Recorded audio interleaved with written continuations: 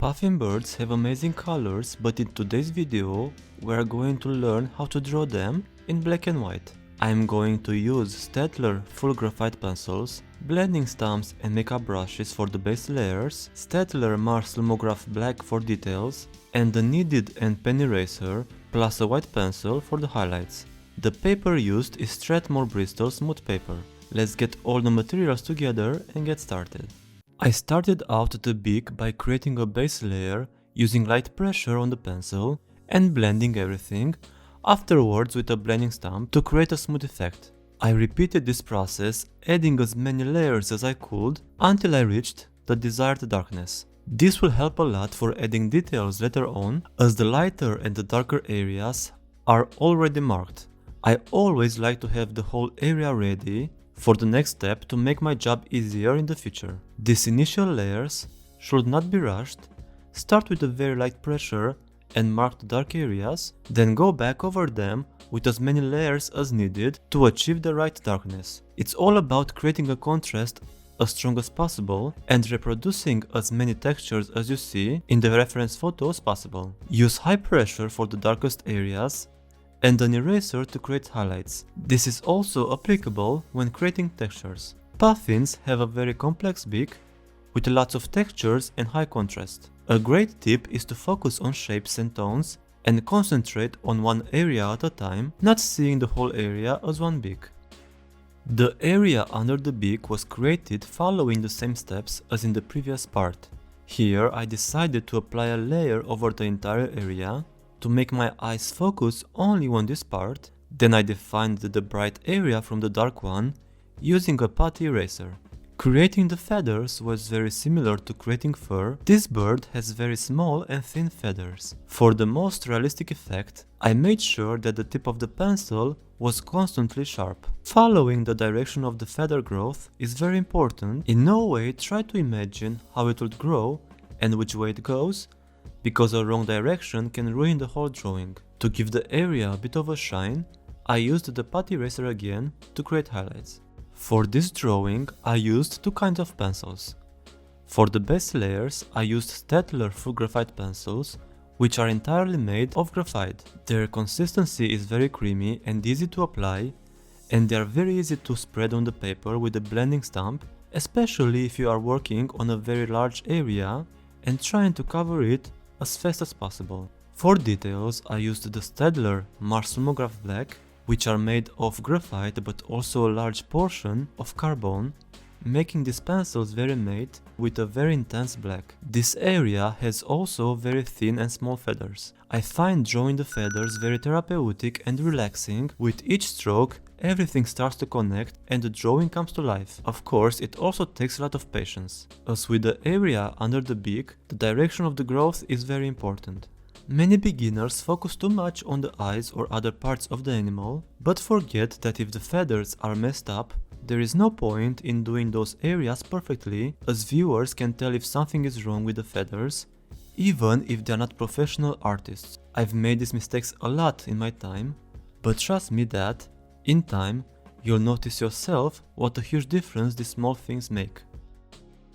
Puffins have a very gentle look, which is what I tried to recreate in this drawing. I marked the darkest areas of the eye using a very heavy pressure on the pencil, then blended the entire highlight area and created a reflection in the eye with a putty eraser. In my opinion, something as small and quick as adding a very strong highlight to the eye brings the whole drawing to life. I always give the eyes more attention because they are the mirror of the soul and people are instantly drawn to them, so I try to make them as realistic as possible. Often when working on a commissioned drawing, I tell myself that if the eyes are ready, the rest is a piece of cake. I found the area surrounding the eye very interesting and unique and not seen on other birds.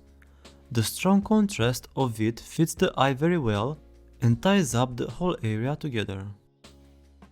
To create a very smooth shading, I also used the makeup brush. This area being a bit larger, I chose the brush to cover it in a shorter time, plus another reason would be that I wanted to apply a very light shading to mark where the darkest areas will be. With the blending stamp, there is a risk sometimes to leave marks if you press too hard, so I kept it only for adding some stronger shading, those marks being easier to cover then. To avoid this, use only circular movements. This will spread the pigment evenly over the surface of the paper, leaving behind a very fine shadow. Since the blending stamps used earlier were filled with graphite, it was very easy for me to create dark areas. Be very careful not to use the ones heavily loaded with graphite pigment on a very light area, because you risk to create an area that is too dark for your expectations. I always separate them, having small groups of blending stamps around me, from brand new to the ones loaded with a very high amount of pigment. If you look closely at the tip of this tool, it's very easy to see just how loaded they are by the intensity of the black. This area only took me about 10 minutes to do. I now have all that is needed to add details, knowing exactly where I need to apply more pressure and where I won't, without looking at the reference photo that is only needed for the direction of the feathers. Following the base layer made earlier, I started adding the details. When creating feathers as fine as this, try to make them all about the same size and thickness. Of course, there are cases when you'll have subjects with all sorts of textures in the feathers, but in this case, this bird has a very fine look, which can be ruined by adding all sorts of sizes and thicknesses of feathers. As you can see, I worked on the whole area in about the same time, starting with a base layer of feathers all over, and then gradually starting to create shadows, still working in the same way. By doing this, I tricked my brain into thinking the area was almost done and not losing interest in the other parts of the head. If I focused on one area only and all my concentration was there, I would be looking at the big picture and my brain will think there is more to do, and I would get frustrated as well because I spent a lot of time on that area and I didn't do enough. Another plus point of this method is that you'll be able to see if the zones match each other, and you can work on the different intensities of the shadows at the same time over the whole area.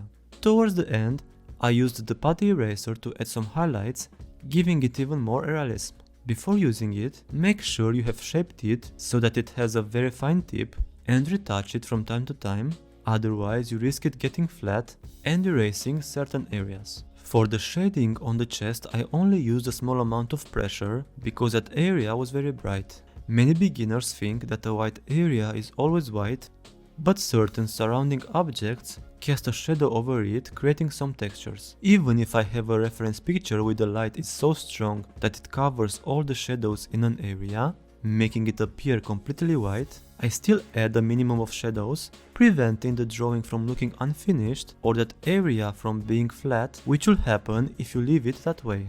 For this area, I only used a heavy pressure. Because the light source is on the left side, it makes the head cast a strong shadow over the bird's back, turning it into a very dark area, plus the plumage is also dark in that area. I used the highest pencil grade in my set, number 8B, for the most intense black. I decided to cover the entire surface completely and add details later on with all kind of erasers and a white pencil. The back of the bird being completely black, what was left to do was to create some textures. As with the light areas, the dark areas are not completely black either. If I had left it as it's now, anyone would realize that the work is not finished and I got bored with it, not having the patience to add some more details. Another way to create highlights would have been to leave the white of the paper intact and then work around it with a pencil, but this area only had a minimum amount of details, so I decided to create them using all sorts of erasers and a white pencil. A very good eraser is a Tombow Mono Zero eraser. This is a pen eraser, ideal for my purpose in this part of the drawing. It erases very well even a heavy black layer applied with a very heavy pressure, but be careful with it, as the pencil pigment remains on the tip of the eraser, risking being transferred to the next area where it will be applied. To avoid this, I always clean the tip after each application by rubbing it on a plain printing paper or a cloth. This advice also applies to the white pencil. For an even more intense white, I went over it once more with a white pencil. It will burnish the pencil pigment left after using the eraser into the surface of the paper. I also used an electric eraser here and there, but wasn't happy with the thickness of the lines left behind. Even though this area has a small amount of details, I still paid attention to the direction of the feathers. To bring this area to life, I used highlights of all sorts of intensities, all contributing to a more realistic effect. This is the picture of the final result, where you can see much better the details and the intensity of the shadows, as in the video some areas appear more washed out because of the light and the graphite that shines in contact with it. As a last word, it's all about giving yourself the patience to create a contrast as strong as possible. Believe me, if you give more time to this advice, your drawings will instantly gain more life. Don't hesitate to use deep black where needed, and strong white where the light source reflects the most. You can have the perfect details and proportions, but if you don't have contrast, everything you've done will be lost in the viewer's eyes. Contrast is what brings out all of those details. Now we came to an end of the video. I really hope you enjoyed it and you've learned a lot from it. I am posting one time a week and normally graphite, color pencil or pastel related videos, so if you don't want to miss any of those, please hit that subscribe button and the bell button as well to be notified every time a video goes live, and I really hope I'm going to see you in the next one as well. Have a nice day. Bye guys!